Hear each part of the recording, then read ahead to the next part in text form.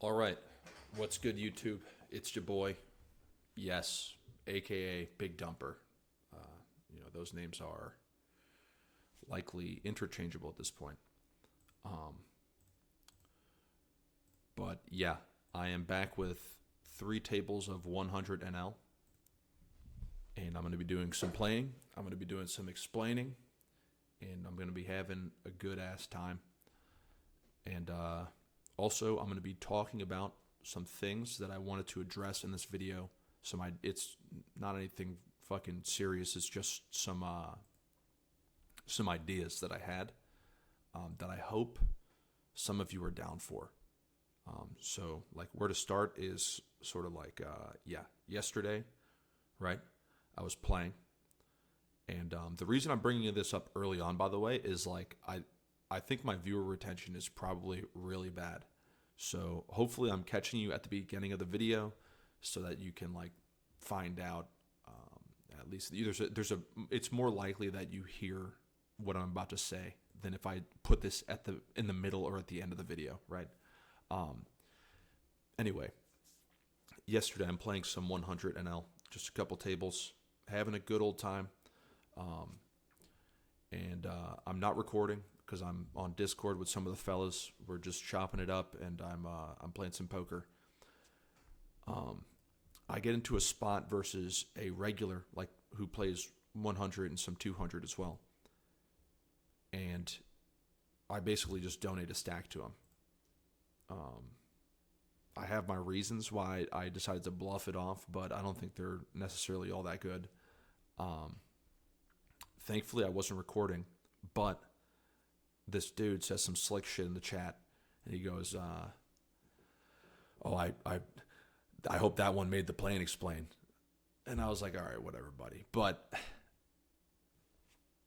I said, fortunately, I'm not recording, but we got to talking because it's like whatever, he stacked me. It is what it is. Um, and there was another player at the table who like saw that this guy mentioned my play and explains. This player also was like, "Oh, I thought I was the only one who found those," whatever. And it got me thinking, like, some of the regs on this site, right? I would guess there's like a handful of regs on this site that have seen at least one or two of my videos, and both those guys seem pretty chill for the most part, and they're both pretty solid. Um, I'd say most of the regs that I play on here are like pretty solid in their own ways, like they have their own styles, etc. But it got me thinking, like, it would be a lot of fun to collaborate with some of you global regs.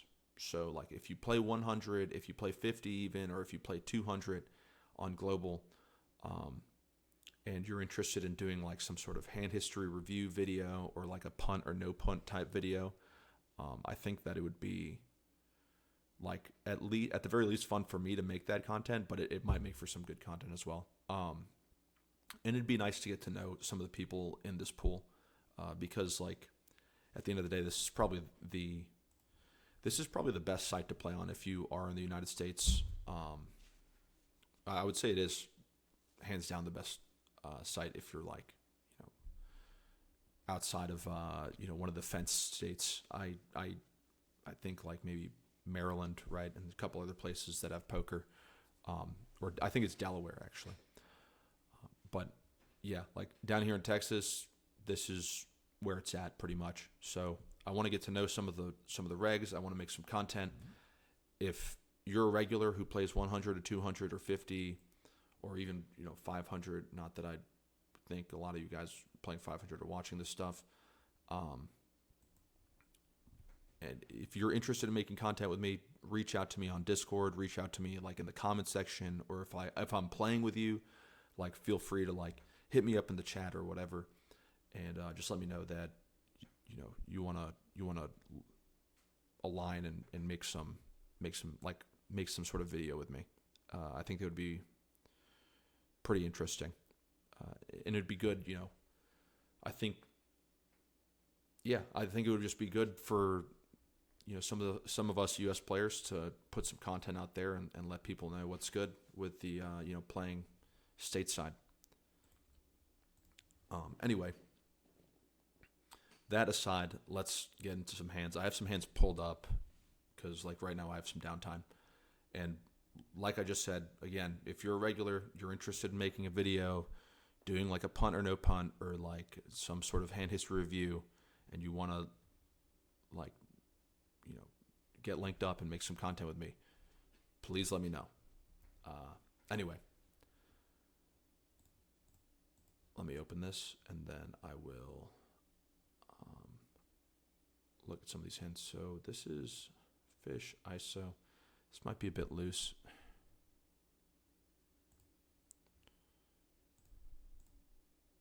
Yeah, and then we're going to range bet this. Here we could go either way.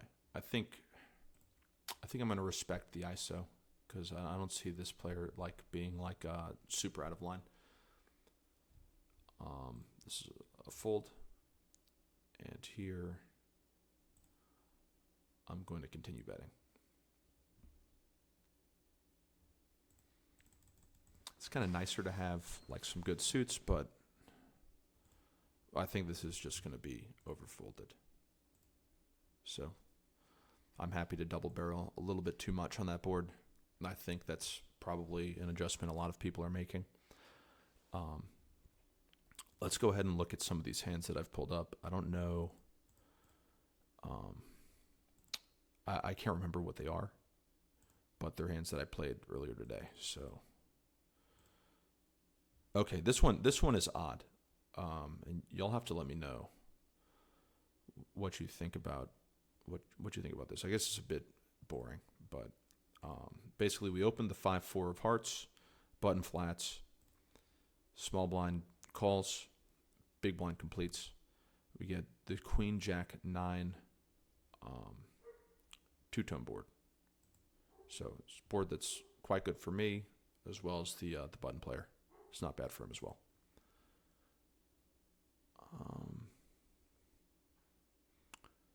I'm gonna range bet this. You don't have to play small bets here. You could play a lot of like big bets, but from these positions versus like a likely recreational player, I think range betting is going to be good. And then on the turn,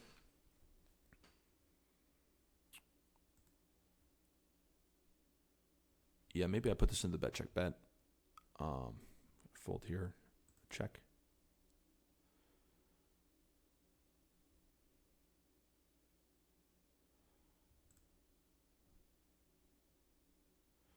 And then river 8.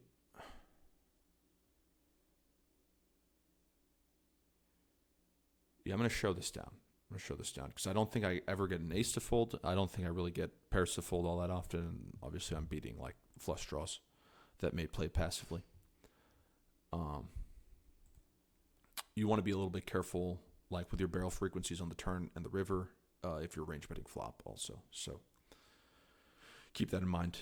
I think another reason you might want to like decrease your barrel frequencies because your opponent is likely going to arrive to the turn a lot less filtered than they would in like an equilibrium strategy where they're check raising a good amount.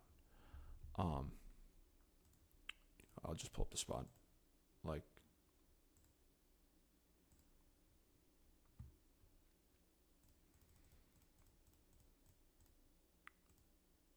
Like here, they're supposed to probably play like a decent amount of check raises if I'm range betting for quarter pot.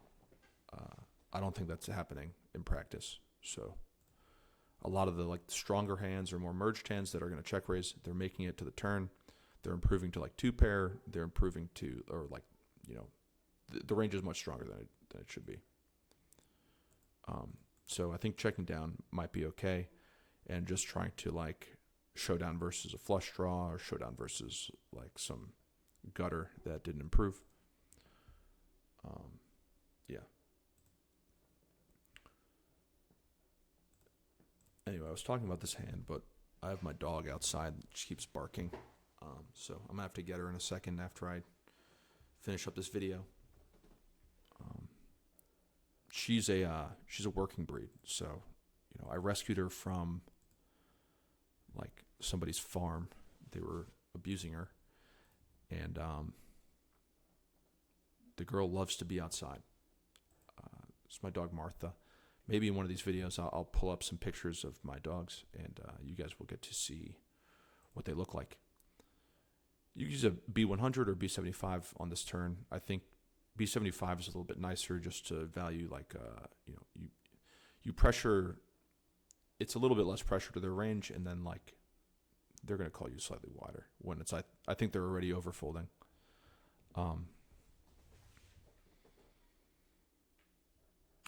I can't remember exactly where we were at with this hand, but I think basically, oh yeah, so we're on the flop, right? And small blind checks, the big blind donks for this, like, I don't know, I don't want to get really 37% pot size, and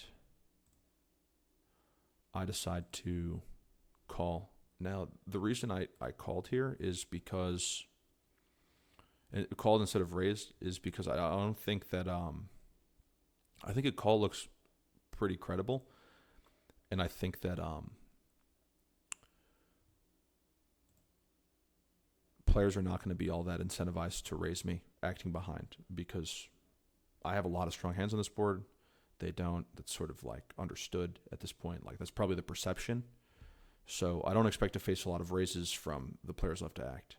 However, in this hand, that is not what happened. The button raised, and we're going to go ahead and bet this board with the ace of clubs. It would probably mix, but this is a recreational player, and I'm happy to put money in versus him with a strong hand. So yeah, we get raised by the button, and now I'm, like, not feeling very good. And the big blind folds, and then I decide to, I can't remember. I folded. So I folded my flush draw. I think that it's probably a bit loose, but we were still a little bit over. Like, if I called, we'd still be over 100 bigs deep, and I can never really put all the money in, especially from out of position. It's harder for me to realize. So I just thought that folding was probably the best play. So you guys will let me know what you think there. I don't know how conservative you're supposed to be with, like, a flush draw on the turn there, but I felt like I felt like just folding there is probably good. Let's see if there's any other spots. This is versus, like, a recreational player. Oh yeah, okay. This is an interesting one. So I'll start the hand over. Recreational player limps the low jack. We ISO the button with queen eight of diamonds. So this is a little bit loose, but there's some fish in the blinds as well. They fold, and the rec calls. So low jack donk leads for one big blind. We decide to call. I think we could call or raise, but I don't think raising is all that effective. Like, I don't think it generates that much folds. However, like, raising and then barreling might be higher EV just because they could overfold, like, a later street quite often. And then you get the additional money that gets put in on the flop. Here we have sixes. We're a little bit deeper. This is smaller. This is slightly smaller than I'm used to. So we're going to go ahead and continue with a call. Ace 10-4. So this is a board they can range bet, which is, I think, their default strategy on most boards.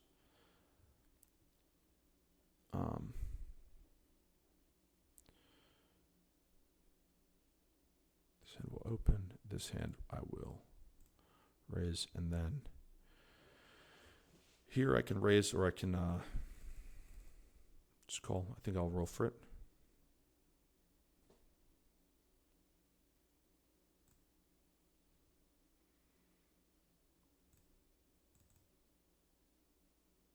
So we're going to raise here, and then we'll check.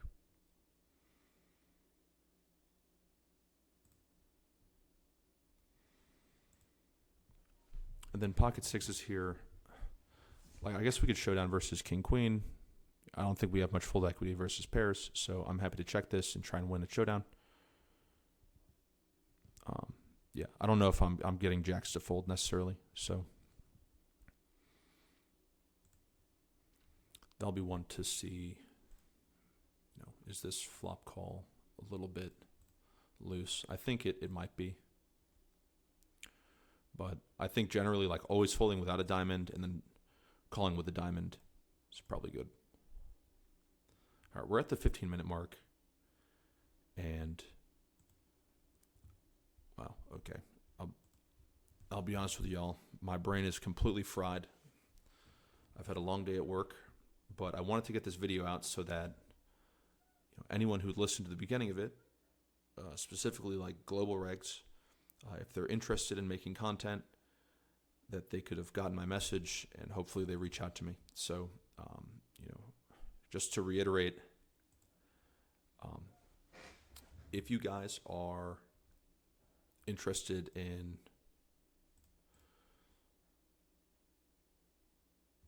what do I do here? Nice. Is this that big of a fish? Probably not.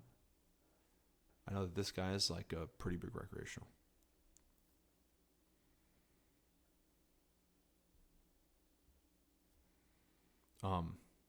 Anyway, yeah. So if you guys are interested in making some content with me and you play 50 up to 200 or 500 on global, let me know and let's do it. So with that, I'm going to end the video. I hope that all of you have a great week.